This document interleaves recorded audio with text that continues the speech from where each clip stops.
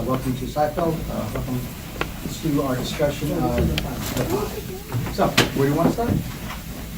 I think Omo wants to Omo wants to talk start about with the fixation on the mannequins. mannequins. The fixation on mannequins, yeah. Elaine's mannequin that Kramer came in and told her that there was a store that had a mannequin that looked exactly like her. And she kind of like went in and saw that was like a mirror image of her. And just started acting as her from there. It was very uncanny. Gotcha. Any relation to psychiatry? I thought that believing that a mannequin looked exactly like her was Yeah, so it starts there. For Elaine, for this entire crew, there's pretty widespread egocentrism. Elaine simply does not have the capacity to consider that the mannequin looks the way it does because the manufacturer, it's got to be about her. And even if her attention were diverted or there was information provided, it's likely not going to change. But it seems like her beliefs are confirmed by her friends, like Jerry, Kramer, and George really say, wow, it looks exactly like Elaine. And even George gets, is having sexual, fantasies when the mannequin's being addressed to change the clothes. And we do know that he has those same fantasies about Elaine in another episode when he overhears the sex tape. And that's because Jerry and George are also incredibly egocentric. Not one of them thinks for a second to not confront, but to certainly discuss with Elaine that this may not necessarily be about her. Put this into their minds. But Kramer's the one that even brings it up in the first place. He comes to the apartment and he's like, I saw a mannequin that looks like And wouldn't that be something that any one of us would have heard? But it's uncanny. Isn't that interesting? But I mean, I think implicit would be what a chance occurrence, right? But that's not where the other three take it. And if there is one person that is not as egocentric, it's probably Kramer, who brings this up, I believe, as a neutral stimulus, but quickly gets interpreted the only way Elaine can interpret it. When she goes to her social support, they're going to reinforce that belief because they're just as egocentric. And she also had to go downtown to see it. She had to visualize it, have it, and then interpret it when it did on the different positional changes that, oh my God, this is a reflection of who she is. So very interesting. What would have been very interesting, actually, sometimes after the commercial break, there's a brief 20-second scene that Larry David ends the episode with. If this was such an episode and he consulted you, which 20-second scene would you add as the ending credits came up? Something with Elaine and the mannequin doing, I don't know. I would just, I didn't expect the ending that I saw, but I expected the ending to be something with Elaine and the mannequin together. To kind of have that image. Anything more detail? More detail on that. What would have been interesting is that as that scene unfolded and as the camera pulls away, you realize the camera angle switches to the front of the mannequin and the mannequin looks like that would have been interesting. Right? I mean, same color hair, same color skin. Right. And that would really confirm what we're talking about, which is that and collectively, they are experiencing, processing the world through very egocentric lenses, through a very egocentric lens. Anything else about Elaine here?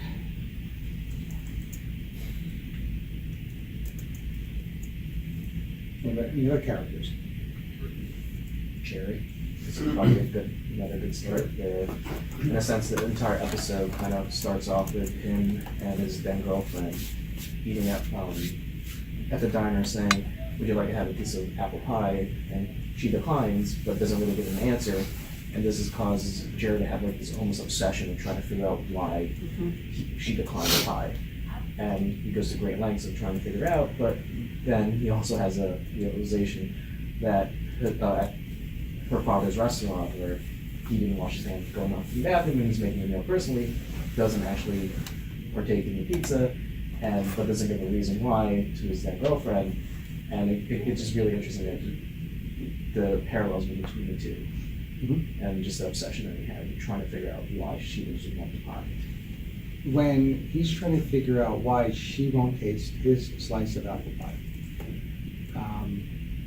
do we fall back into that same idea that he doesn't realize that maybe this is not about him? And isn't it interesting when he is put in the exact same situation? Clearly, nobody would touch that pie. Do you think it comes to his mind of, oh, you know what? I can't tell her. No, she couldn't tell me a day or two ago. She probably had a good reason too. No. Neither. That's how absorbed the character of Jerry Seinfeld is. So it's very interesting. But it's also reinforced by the fact that when another complete strangers, when he was meeting with George, I believe, and they were sharing the pie, or declines, and goes over and he's like, why did you ask for the reason? Gets a reason. He's like, and leaves that tip there. It just shows how really egocentric he is. Yeah.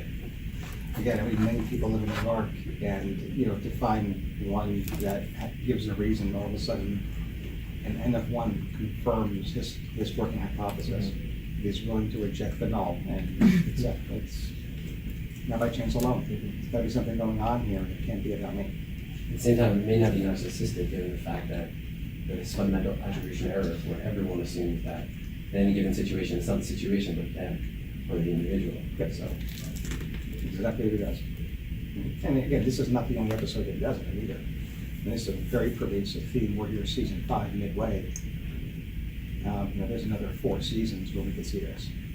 And not only Jerry, but the entire group. And you could even get the discussion as to why the entire group does it, because there does appear to be some evidence that it's because of Jerry. I mean, he's the leader, and they feed off him. If he were to change, if he were to get into psychotherapy, the whole group dynamic is very likely to change. And then Larry David intentionally doesn't, or leaves out the reasoning behind why she declined the pie, which maybe as an audience member think, well, did she decline the pie, and why did he do that? And I don't know if that's supposed to then be a reflection of my own egocentric tendencies, but I really wanted to actually eat the pie. And speaking of why she didn't eat the pie, I was thinking about that too. The first thing I thought of was that she's very preoccupied with food. Throughout the episode, when we see that her father is a restaurateur who's also, probably kind of supported this preoccupation with food, and you wonder if there's some sort of underlying eating disorder there, given the fact that she refuses to give a reason and then continuously offers food to Jerry, and you never see her eat really, I think, unless maybe just a little bit at the beginning. She eats the pizza. Yeah. But it's her dad's pizza. But Jerry makes allusion, he says, he alludes to the fact that she had donuts in her bag. Right, so she has this weird preoccupation, Right. she has food all around, but, she's not really eating much throughout the episode, so Right. it makes you wonder. So what's your differential here? Before you actually say anything, I just want to make a comment. Asking why she isn't eating the pie and thinking she's not eating the pie because of something I did, two very different things. The egocentrism might be the answer to the question why, but asking why, as you're watching this episode, as you're interacting with people, that is the fundamental question psychiatry always asks, is what governs and guides human behavior? Whether it's pie eating, whether it's B, C, D, or E, including eating behavior in general. So what's our differential here? Eating disorders. Right? Right. Now she's not underweight, right? So we're probably talking about bulimia, right? And in this case, she may be non-binging eating type. Right? So she's restricted. Being a differential. Donuts she carries around could be for binges. Yeah. When you mention donuts, that's what comes to mind. Is she could binge on sweets. Another option is that she's delusional and is fearing poisoning, so she carries around food everywhere. So we've seen that before. And only eats her father's pizza. Only eats her father's It's pizza. a Fox pizza. Is that literally the only thing we see her eat this entire episode? I have to go back and watch it frame by frame. Yeah. It starts with the dessert at the date, which is when she doesn't eat the But they It's do, probably She- Jerry Yeah, refers she to her did Mm-hmm. having dinner. eaten dinner. You got that. The actual behavior of Poppy, and something we're going to talk about with George, I think, can be linked. So despite the fact that she does eat her father's pizza, Jerry won't. And the reason why is? Yes. So clearly, one teaching point in psychiatry, medicine in general, would be obviously hand washing. We're not going to go there. Okay, we're not going to go there. We get reminded of that literally every other room. Right? So, but one place we can go with this, if you haven't identified that, is to focus on George. Okay. So, what's George's subtlety here, or subplot? The suit too. What's going on? So he goes to the store where the mannequin that looks like Elaine, and notices that there's a really nice suit that he wants, and he's going for a job interview that he really, or a second interview, I believe, and really wants to look impressive for his potential new boss. And he picks up the suit, and he's being flattered by, I think, one of the workers over there, and he really enjoyed the suit. And the worker over there says, "Oh yeah, the suit will be on half price come Friday." But I'm not sure what day of the week it was, but I think it was like a few days prior. And another gentleman comes by not too long later, likes the suit, and they're pretty much in competition of trying to get that suit by the end of the week. We also look very Yeah, I similar. love that. You're both 40 short. There's nothing wrong with that. But, yeah, it was like Competition. a competition of two very similar looking men. And even before that, Jerry and a lot of people throughout the episode would be like, "Oh, so where's George?" And he was guarding the suit, like he was at the store and would not leave. And so then he takes this suit and then hides it amongst other suits so that he can come back and buy it and get it. And clothes. Yes. But again, he only wants a suit because he was flattered Mhm. by the salesperson. Mhm. He was like, "This was made for you." So, Yeah, and he's so preoccupied with getting the suit that he doesn't notice the whooshing sound Yep. when he walks. Good point. So that's called an external self-control, right? And that's good. If the flattery wasn't there, do you think he buys that suit? no. Yeah. And then because of that, he doesn't actually see the suit really doesn't fit him, metaphorically, doesn't fit him. This also brings in a very specific character trait of George, and that is that he's cruel. Right? If this suit's not on sale, he's not buying it either, no matter how much he's flattered by the person who's the salesperson. And frugality is actually a DSM criteria for what personality disorder? CPD, right? Possessive compulsive personality, the type A personality. And the teaching point here is that you could have a defining criterion, a defining characteristic. Nobody here would suggest that George has OCPD. Matter of fact, he is anything but an anal retentive. He's an anal expulsive. He's the direct opposite. This is a slob.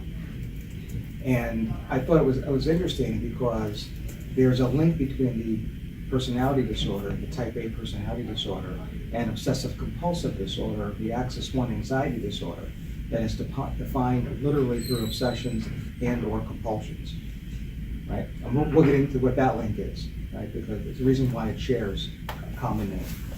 But one of the common compulsions happens to be, of all things, hand washing, which takes us full circle back to time. So I thought it was an interesting one. Why in the world does obsessive compulsive personality and OCD share a similar name? One's an anxiety disorder, the other is a personality disorder. The anxiety disorder is literally defined through obsessions and or compulsions, while the personality disorder, the definition of, does not even mention an obsession, doesn't mention a compulsion. Or I guess it doesn't have an attention release cycle associated with OCD, but it does have, and maybe those kind of impairing behaviors that are time consuming, but it does have sort of patterns of personality that contain maybe small elements, similar elements, obsessions, compulsions to be need or to organize, to control, but it doesn't have that same pattern, anxiety or at least. Definitely doesn't. The words you used were very interesting. You said not patterns of personality, but you did say what? Smaller elements of OCD. Yeah. What would a theorist, what would a Freudian, what would a Reichian call those quote unquote smaller elements? Called defense mechanisms. That's what I think you meant, right? They share common defense mechanisms, right? And the defense mechanism you really have to remember here is isolation of affect. And that is the subconscious separation of one's affect or emotion from an idea. Right? So if you're made to think of something, and I'll give you an example when we're off camera because it relates directly to a specific case that we've seen. The individual can isolate that affect, but allow the idea to come to conscious expression or awareness. That allows the individual to talk about a topic, but be, or not be, emotionally invested in it. Okay? Now, what happens next has everything to do with whether or not you're going to diagnose them with a personality disorder or whether you're going to diagnose them with the anxiety disorder.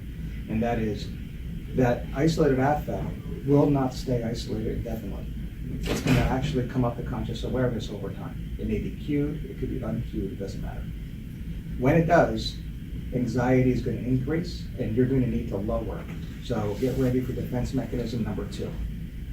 If the individual utilizes a defense mechanism of undoing as the secondary defense mechanism here, they're going to engage in some ritualistic act to divert their attention from that rising anxiety. And they'll be diagnosed with OCD. That explains why OCD is egosyntonic, OCD is egodystonic.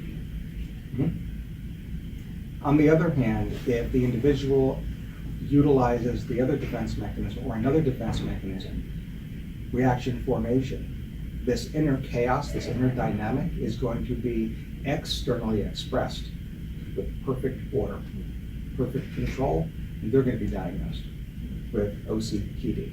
Right? So that second defense mechanism will define which way you go. Right? So, and because of the common shared first defense, you're going to have a commonly shared terminology. Obsessive compulsive disorder versus obsessive compulsive personality. Make sense? George is none of the above, right? He's got a trait, he's got a defining trait of OCPD, but he's an anal expulsive. Anything else here?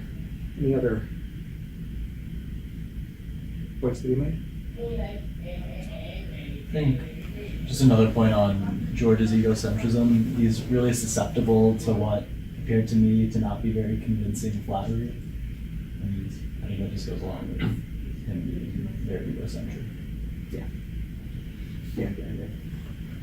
Incredibly pervasive, pretty much opening credits right through the ending credits. But that even feels like a regression to childhood, where you can tell a kid, "Oh, that's great," and they'll run with it. And like even the littlest bit of flattery means a lot to them. And then when kind of all the characters were just like shaking their head no to the food, that reminded me of like the somatic symptoms disorder lecture that you gave, where it's a regression to a period before you can use language to express how you're feeling. So that reminded me of that a lot. Did that particular scene that you just mentioned remind you of anything else? So towards the end, George is going to get this job, and fortunately, despite the fact that he doesn't get it, he's the only one to avoid becoming violently ill. How come? Doesn't eat. Clearly, the chef demonstrates a blatant disregard for and violation of his rights. He shares or he holds, manifests the cardinal theme, trait of the antisocial personality. Whether or not he truly is antisocial, I don't know. But that scene reminded me of something. No? Don't need to consummate? Fight Club? You like to hear something? Oh. Yes. So, Yes. Wait, what part is that? Fight Club, when Tyler Durden as a waiter. And that's I don't remember that part. Yeah. It's like in the middle. That rated I'll you have to good. rewatch. Right. Rewatch it. Well, you have to rewatch it anyway. For the sake, next Oh. weekend. No, It's for Nick to be a just human. to- yeah. Just Oh my because. God. Raise the earth to my presence. That's it. That's it. I don't know, we might have to. Just you. We have discussed what Fight Club is really about, right? No? No? All No. right, well, we're gonna turn off the camera. Yes. For this We'll, week. we'll kick back rounds 5 minutes and I'll give you the 5-minute synopsis about what Fight Club is really about. Otherwise, for further film discussion, we're back on Tuesday. All right, I have to double check what our films are, but I'll tweak them. Hostel. Hospital, Oh, The ring. The Ring. Okay, so we know. And also, I will also tweet next Tuesday morning's Seinfeld episode. Until then, have a great morning, guys. Thank you, guys.